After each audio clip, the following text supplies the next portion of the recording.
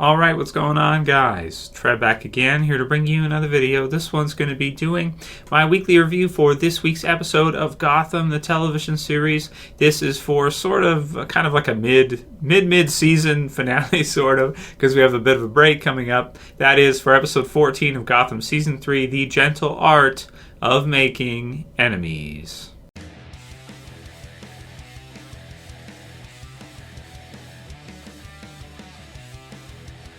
And spoiler warning, if you guys have not seen this episode yet, it was released on Monday night, which was January 30th, 2017.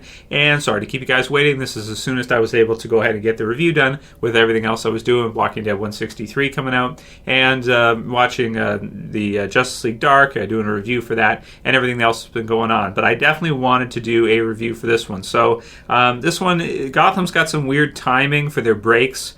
They have breaks at some different times when other shows don't. They come back earlier than other shows, and this one did. I mean, it started, this half started earlier than a lot of other shows, January 16th.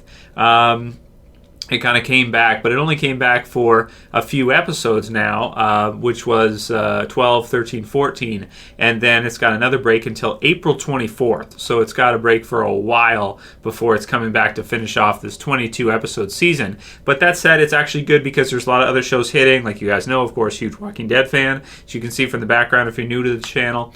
So we're going to be getting into that, so we won't be seeing Gotham for a while, but then it'll come back once a lot of those other shows are wrapping up. So it's not a bad thing. How the Riddler got his name will be April 24, 2017. So this episode was incredible. This is the kind of the climactic finale, sort of this mini little story arc, a few episodes of Jerome returning. So we had Smile Like You Mean It. I did a review for it last week, and it was a really incredible episode as well, too. You have Dwight, who basically cuts off Jerome's face, kind of worships him and kind of becomes him, and then Jerome comes back to life unexpectedly after Dwight's attempts failed to bring him back originally, and takes his face back, kills Dwight, and causes all kinds of ruckus. So this episode 14 is dealing with the things that happen afterwards. So Jerome's back now. He's got his face stapled on, and you've got the city in a blackout. I'll read the description. The GCPD is struggling to contain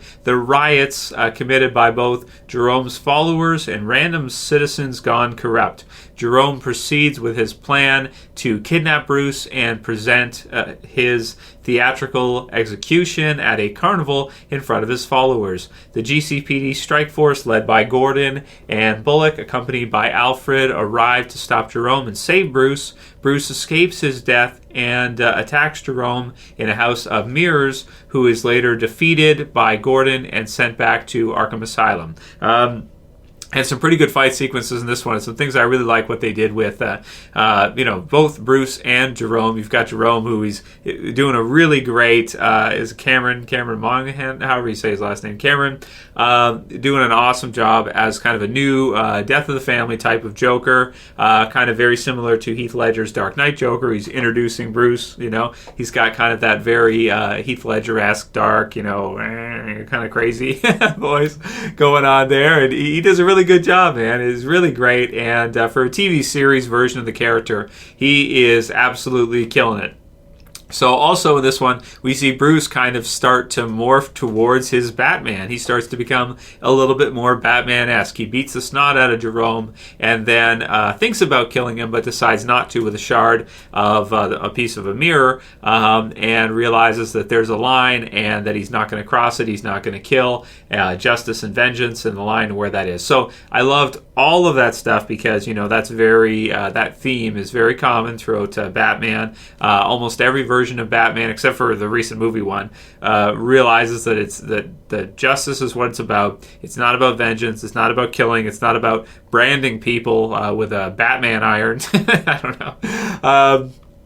Didn't get over for me at all. Anyway, but with this one, really, really good, very Batman-esque, and the start of him to get onto that trajectory as he grows and as he ages to become more like Batman. And we kind of saw it too when Selina's trying to kind of attack him when she's angry and he won't fight her and he's kind of dodging and everything like that. So really cool stuff. Really liked the fight between Jerome and Bruce. It was very climactic for Gotham because, here you have the younger version of their Joker, younger version of Bruce, and fighting it out like Batman versus the Joker, like any solid Batman universe will have those pretty amazing fight sequences between Batman's greatest archenemy, the Joker. So really amazing stuff there. Loved everything with that. I love when he punches, his face gets punched off, and Gordon punches him and his face goes flying off.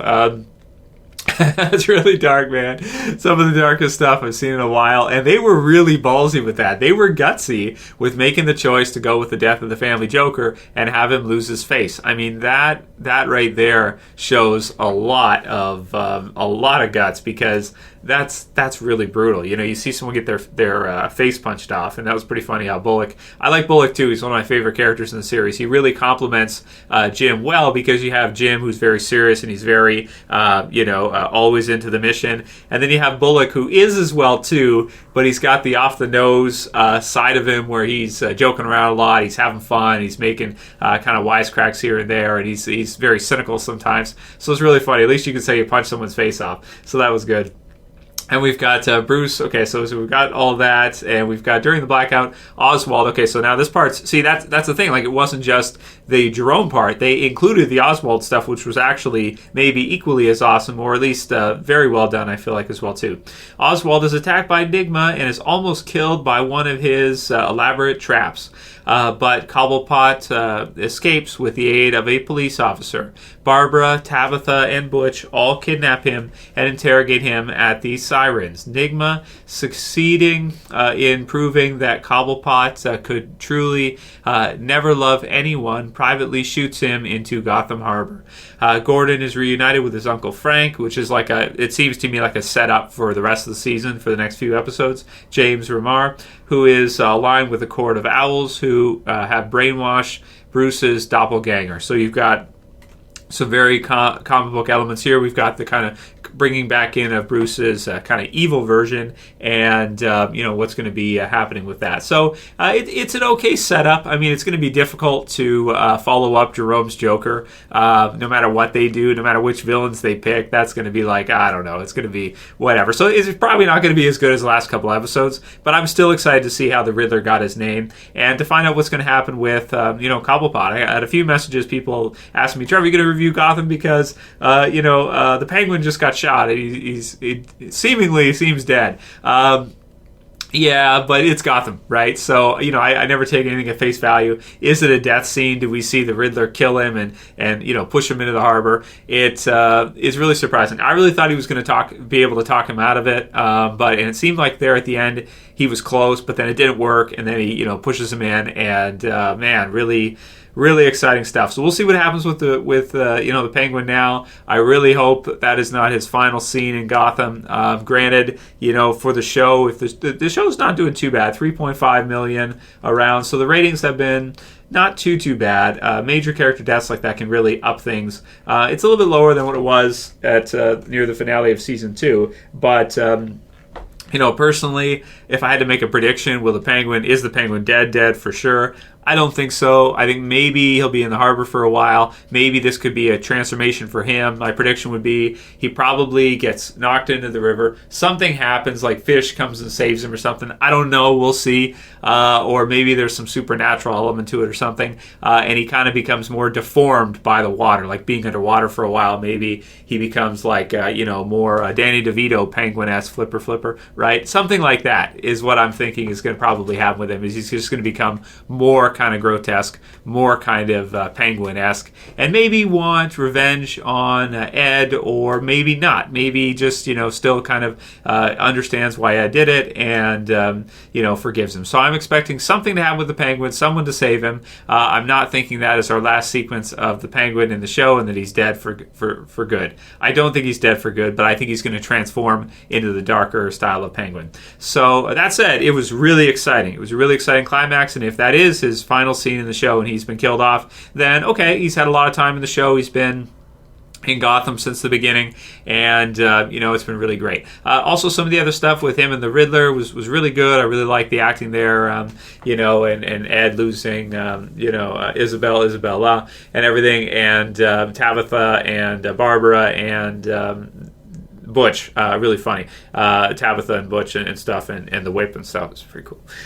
So in terms of a score, I'm going to give this one a 9.6 out of 10. I really love this episode. I mean, especially since it's not an end of the season finale. This one could have been a final episode of the season, and I would have been satisfied with it as a finale. This is crazy that it's just episode 14. There's going to be a break, but they'll be back, and then they'll do the rest of the 22 episodes of Gotham. So I love the series. I really hope it continues to go strong because I feel like it's really a good interpretation of Batman. It's not like an inferior, crappy Smallville show or something. Not against anybody who likes Smallville, but it does justice to that universe, whereas a lot of other shows I feel like don't. And Gotham really feels a lot and takes a lot of the great elements of the comics. So in puts it into a TV series version. Even when Jerome's kind of making his madness happen and everything's going on around him, very epic in scale. It didn't feel like just like one guy and then a room and it's like low budget or something. It felt big time. It felt like the whole city was on fire because Jerome was back. Like that's the kind of thing the Joker should get. The Joker should get like a introduction that the whole city erupts. They killed it. It was an amazing episode. So anyway, that's it for this review of Gotham. I'll see you guys back for some more when the show returns. If you're new to the channel, you can subscribe at the bottom left, of course, Walking Dead and all the usual stuff until then. And if you like this video, please thumb it up below. If you have any other video suggestions, private message them to me through the About tab in the channel. That's it for this one, guys. I'll see you again soon for another video. Trev saying peace. Later, guys. See ya.